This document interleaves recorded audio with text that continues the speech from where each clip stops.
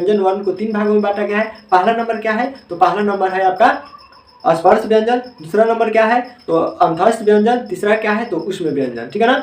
अब हम लोग को जानना है कि स्पर्श व्यंजन किसे कहते हैं।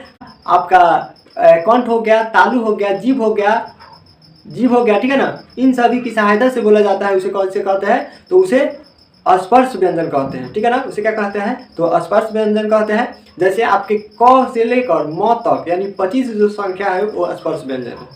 क से लेकर म तक जो भी संख्या है वो क्या है तो स्पर्श व्यंजन है। ठीक है ना, इतना समझ में आया ना। अगर इतना समझ में आया होगा तो वीडियो को लाइक जरूर कर दीजिएगा। ठीक है ना।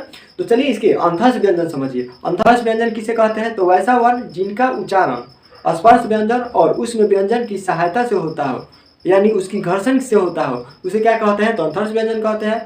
अंतस्थ व्यंजन में कौन कौन सा आता है तो अंतस्थ व्यंजन में आपका य आएगा, य हलंत, र हलंत, ल हलंत, व हलंत। इसकी संख्या कितना होता है अंतस्थ व्यंजन की